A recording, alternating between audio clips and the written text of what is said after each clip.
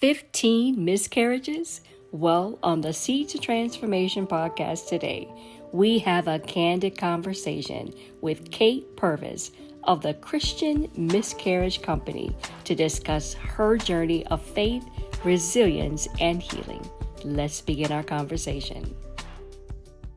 So good to see you, Cate. I know all of the technology things we were just dealing with, the kids and the dog is coming downstairs right now. So it's like, oh my gosh, what is happening? It is life. Yeah, it is. Definitely is life, and life is lifing. It is. It always is. And it doesn't shut down for us to record podcasts. Right. Well, I'm so excited to have you today and to talk a little bit about your journey and your story. When you connected on Instagram, I went and looked at your page and I said, did she say, did I read 15 miscarriages? And I said, oh my gosh, I thought about the pregnancy challenges that so many have. Yeah. And I just wanted to connect with you and talk a little bit more about that, especially during this time and season when we experience not only the loneliness, but the loss. So, if you don't mind, just telling the people, who is Cate, my new friend. You guys, we've connected here, but who is Cate? What does Cate do? And a bit of your journey. Sure. So, my husband and I got married 6 weeks after I turned 18. Okay. And we've been married 15 years now, and he's just always, he was the one. And so we found out that we were pregnant with our first about 4 months after we got married. So it was just kind of a wham bam, thank you, ma'am kind of Yeah. scenario. Yeah. And she is now a beautiful, healthy, very intelligent 13-year-old. And when she was 13, I'm sorry, when she was 4 months old, Uh-huh. we found out that we were pregnant again. Oh, And it wow. was Okay. not planned. It was Yeah. a surprise.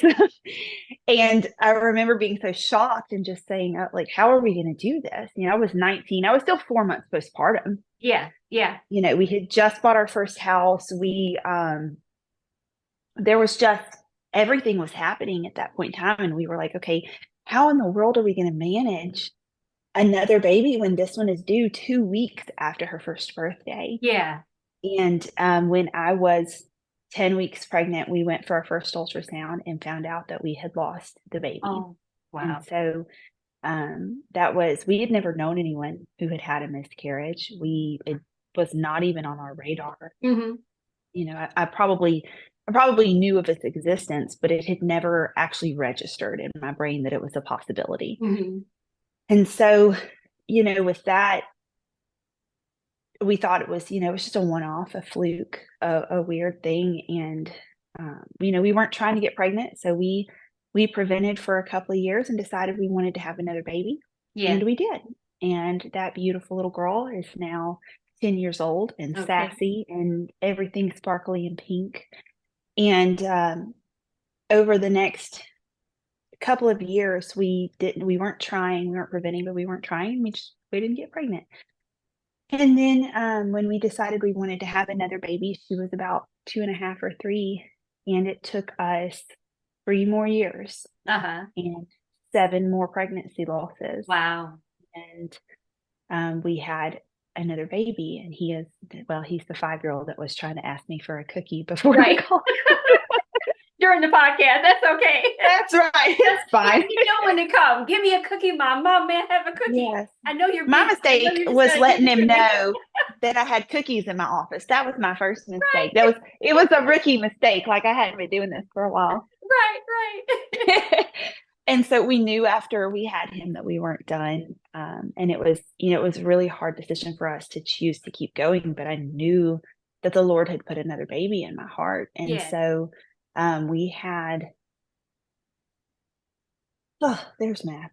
We had 7 more losses after Wow. him, including a set of twins before Oh we my got goodness. pregnant with Yeah. our last little baby, who is now 2.5.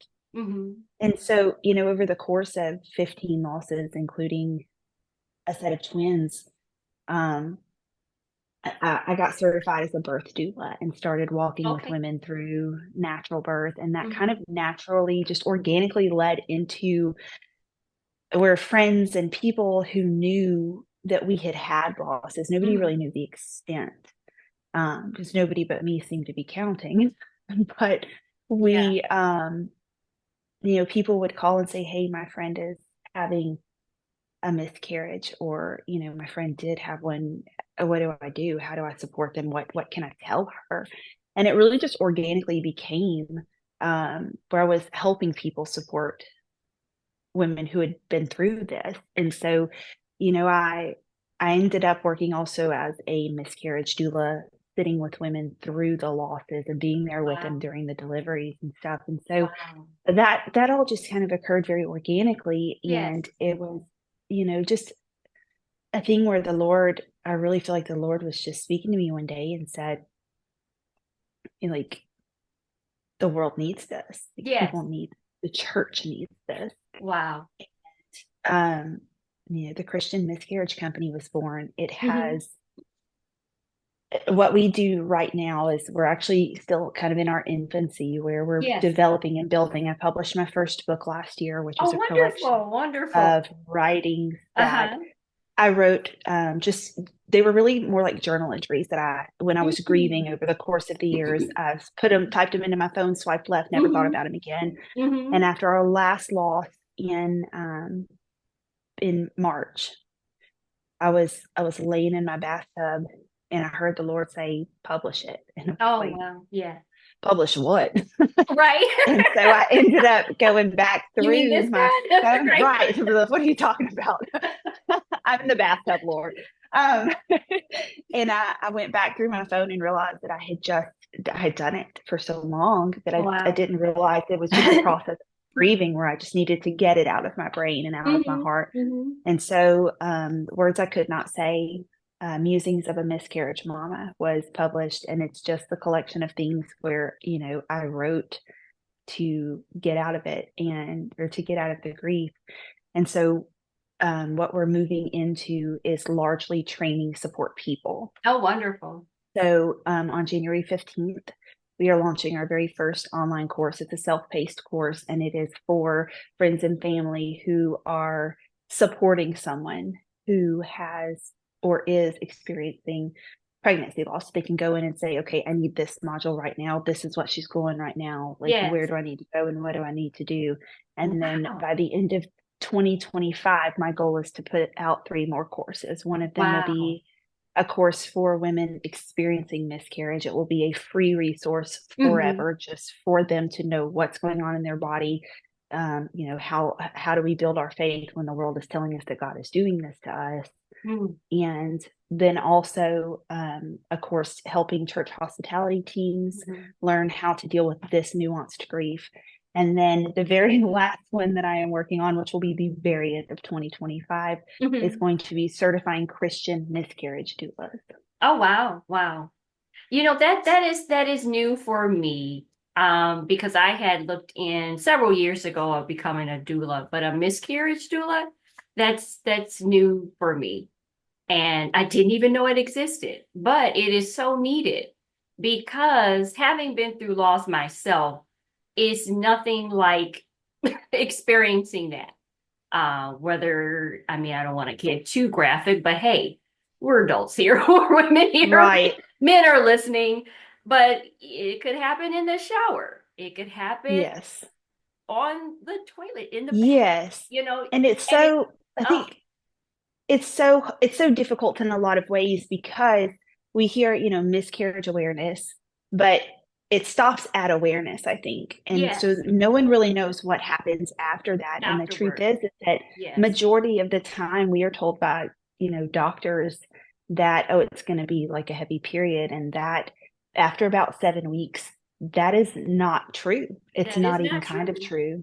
true. And so, I think that it's very important for people to know what's actually happening, and not everybody needs to know every single nitty gritty detail, but we Right, do need to know largely that it's so much more than just a heavy period. right. It is on a large scale, the further along you get, the more it becomes like full-term labor. Yes, yes, And so, most you know, definitely. And it's much more, like you said, it's difficult. It's labor.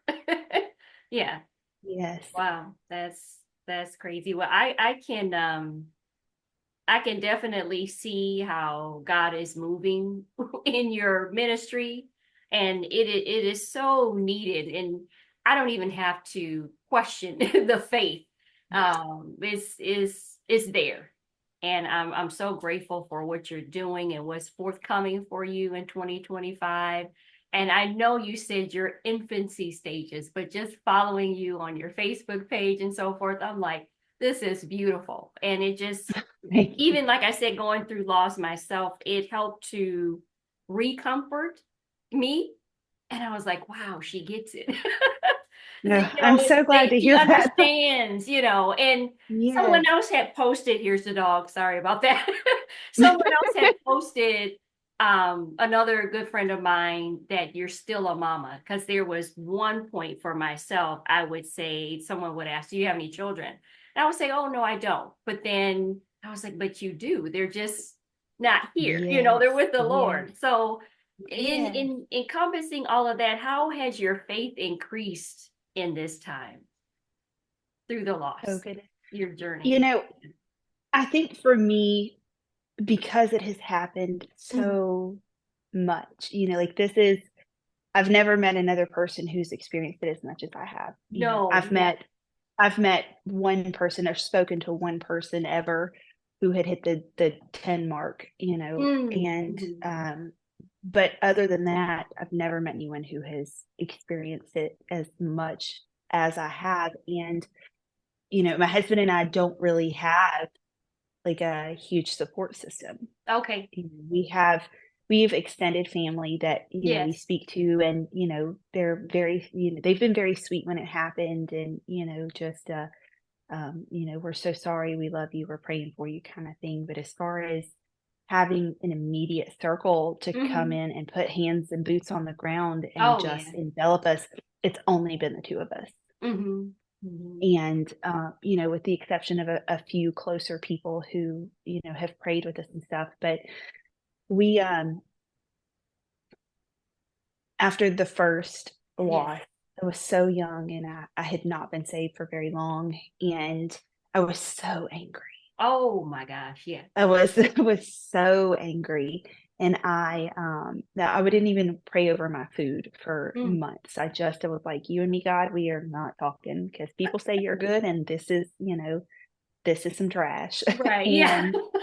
And we and I had no concept of his goodness. And so I had no, other than I'd never really had an experience with having to overcome. I Mm. had a whole childhood of stuff to overcome, but I wasn't there Hmm. yet.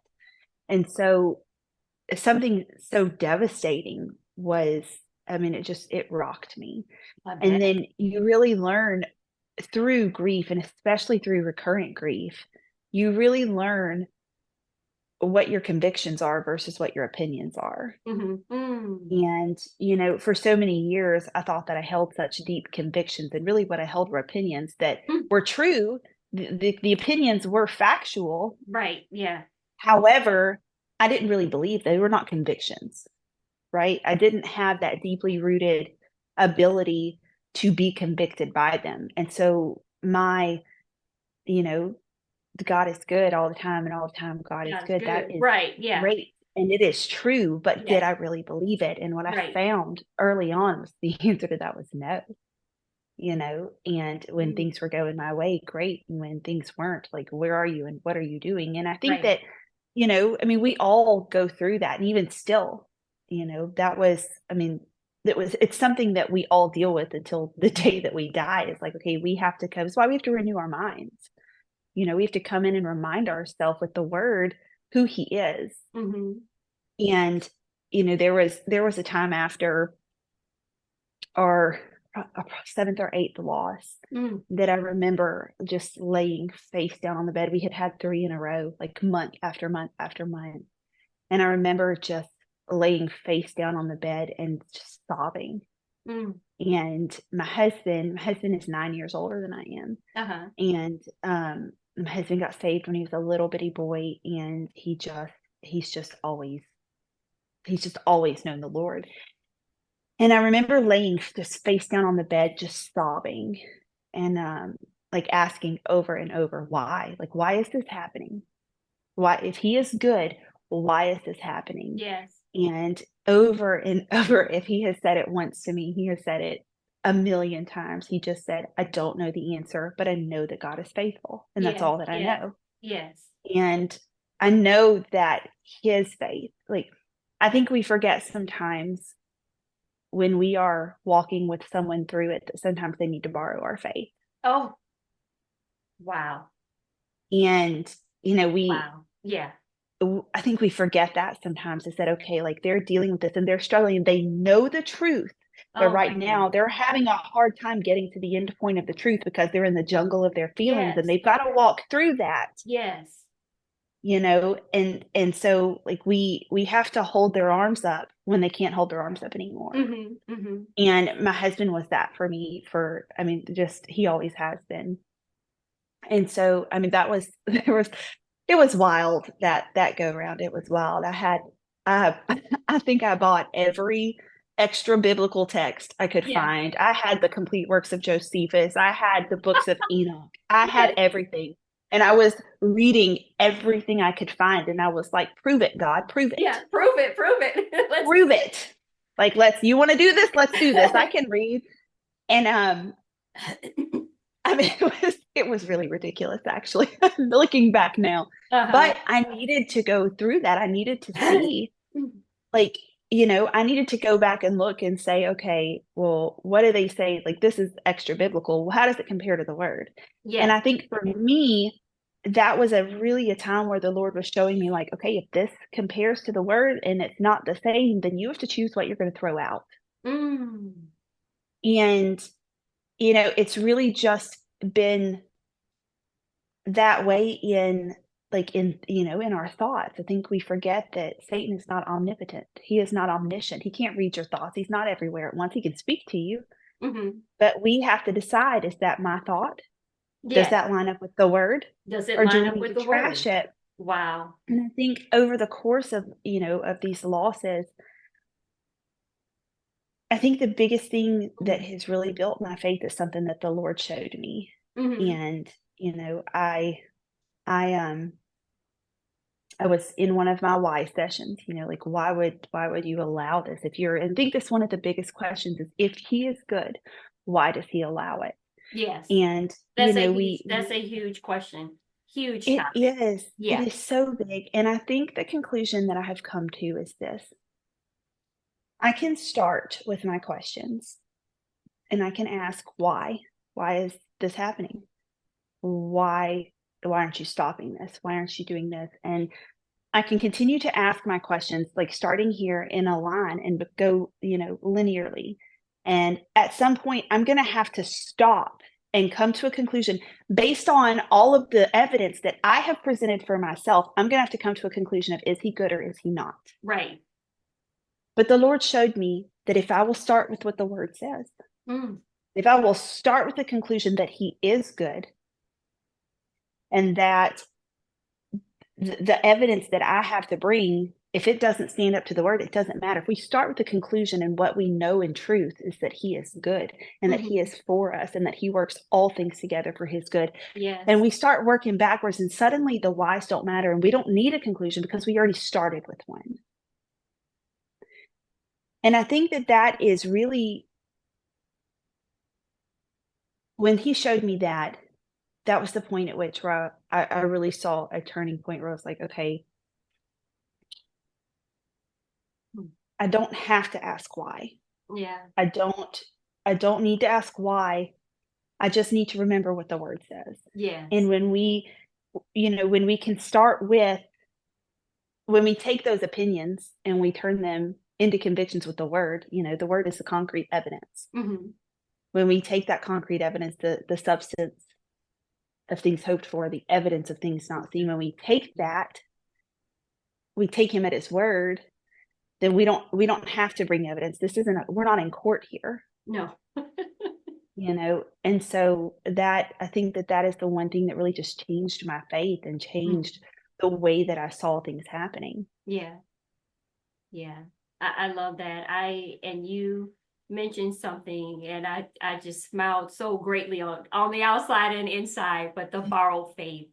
I Oh, have good. podcasts coming out about borrowed faith and Oh, wow. a new. It's just so many things you've been speaking. I'm like, okay, Lord, yeah, I hear you, I hear you. But the whole borrowed faith and writing a blog about that was so good. And um, the strength, the faith, just asking the question, if you're so good, then why are these things happening? And a lot of us struggle with that still, walking with the Lord 50 Yes, years. Sometimes some things can hit us so gravely. It's like, if you're so yes. good, why is this happening? So thank you for pulling back those layers there. What about some misconceptions? What are some misconceptions that we've mentioned them a little bit here today, but what are some other misconceptions that people may think or say About miscarriage. about miscarrying? Yeah, with both the woman and with the man, because it does affect the woman, It, but it does yes, it affect does. men. It So what does. are And I'm some so glad. myths? Yeah, I'm sorry, I'm so, misconceptions, excuse me. Yeah. yes. I'm so glad to hear you bring up the dads Hmm. because I think that a lot of times they get left out of it. Yes. And one of the things that I really want to stress, and I actually said this to someone at a meeting this morning, Hmm. is that with dads, we we see the mom. Well, Hmm. I don't really think, I still don't think we see the mom, but she's the one that if we see her, she's the one we see. Right. And with the dads, I think we forget sometimes, one, we forget that there is their child too, Hmm. right? Like this is a life that they created as well. This was a part of Yes. them. I think that the biggest thing that we miss with dads is that by nature they were created to protect and provide. Mm. Hmm. And that is what these men, their desire toward their wives is to protect us and to Yeah. provide for us and to fix things that need to be fixed. Yes. And when pregnancy loss happens, there's nothing that they can do. There is no, and there are no guides to tell them what to say. And honestly, there's nothing you can say. And so they are not only grieving, but they're feeling like they have to be the strong one here. So they're Yes. not allowed to grieve. They have to grieve silently. And then if Mm-hmm. they do grieve, if they might cry or something, then they feel guilty Mm-hmm. because they're supposed to be the strong one. And then we Right. forget too the inner turmoil and the mental load for them that comes with the knowledge that they can't fix this for us. They can't, like, they feel, I think we all know the struggle that comes with feeling out of control. Mm-hmm. Mm-hmm. And when they inherently desire and need to fix it and they can't, then it's just it's a lot for them, and I think a lot of times support people, well meaning, they come in and they're like, get out of the way and let us support her. Yeah. But they And we forget. don't, Yeah. yeah, we don't come in and say, okay, how can we support you both? Like what do you need as well? And Mm-hmm. and they're not going through the physical aspects. They're not going through, the hormonal changes that are Oh coming my and stuff. gosh. Yeah. Mm-hmm. Mm-hmm. But they are still a part of this and they are still grieving. They were a part of the baby. And Mm-hmm. Mm-hmm. I think that that is something that really gets left out a lot. Yeah. But as far as, other misconceptions, a big one physically, a big physical misconception is what we've already said, that this is going to be a heavy period. And the Okay. truth is that anytime after 6.5 weeks, it's not a heavy period. It Yeah. is an No. excruciating period. And then all of a sudden, you're in, some not as strong if you're, 10 weeks or so, but you're literally going through labor. Yeah. The process is the same. Your uterus is contracting to push out the content, whether Mm-hmm. it's a Mm-hmm. full term baby or not, the process is exactly the same. And we forget that, or we Yeah. just don't know it. And so I really want to educate people on that, but I think another misconception that I really just feel is so important to touch on is that God is doing this to us. Mm. And I know that this is a somewhat controversial, I say somewhat, I think it's a rather controversial subject. But we see two very polarized sides a lot in the church when it comes to grief. We have one side that says, God is doing this to you because he wants to teach you something, and you should accept it as from his hand, and you should be grateful for it. And then on the other side, we see that God is good all the time, and all the time God is good, and that is true. Yes. However, it leaves no room for grief.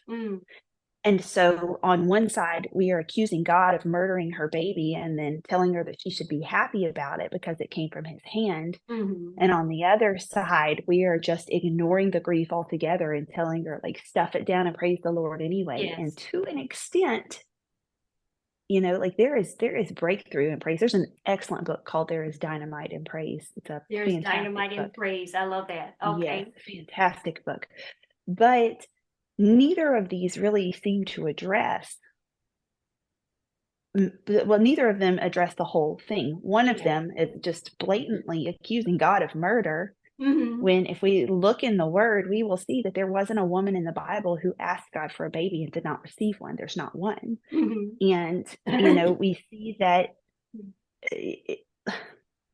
one of the first things that someone ever said to me when we lost our first baby was, the Lord giveth and the Lord taketh away. Oh my gosh. And that is a quote from the book of Job. But I can tell you that over the last decade, I have extensively studied the book of Job. Wow. It is, I'm one of those weird, I'm just maybe a little odd. The book of Job is my favorite book in the Bible. Yeah. And I think the reason is because the book of Job, it never gives us an answer. Wow. It never explains why it happened, but it gives us a lot of examples of showing up for people in grief. Yeah. Because Job's friends at the beginning, like, they got together and they traveled to him, and they came with well-meaning hearts. And they came, they were, when they saw him sitting there, they rent their clothes, and they sobbed. It was so bad the way that they found him. And they sat with him in silence for 7 days. Yeah. And my goodness, why do we skip over that? They sat with him in silence. No one said a word. They were just present for 7 days. And then when they opened their mouth, they started saying a whole bunch of dumb stuff. A whole bunch of dumb stuff. Yeah. A whole bunch of dumb stuff. But if we studied the Word, if we studied that book, the things that his friends said are exactly the things the church says today to grieving people, whether it's pregnancy loss, the loss of a spouse, the loss of a job, and even so the Lord, then the Lord taketh away is taken out of context. Yeah, it is. So, but we see also at the end, or we see through the book of Job, where his friends are telling him, the Lord's trying to teach you a lesson. The Lord's trying to humble you. You must have some hidden sin, and they're imploring. They have good hearts. But these are so many things that we hear in the church today. And then we see at the end, and nobody seems to go to the end and watch where the Lord went to them, or where the Lord was like, that's not me. That is not my heart. And we talk about the patience of Job, but we don't talk about the fact that Job grieved loudly. Oh, yeah, he sure did. Job didn't sit down and be like, well, Lord, whatever comes from your hand, I'll take it. That's not what he did. He screamed and he hollered and he acted a fool, and he did not accuse the Lord. Yeah. But he wondered and he questioned. And I think one of the biggest misconceptions, I don't even know if it would be considered a misconception, but I think one of the biggest struggles that the church has when it comes to this, or just grief in general, is the inability to become comfortable with grief. Thank you for listening to the Seeds of Transformation podcast. Join us for part 2, where we'll explore more on Cate's healing and hope after 15 miscarriages. Until next time, stay inspired and keep growing in all things of God.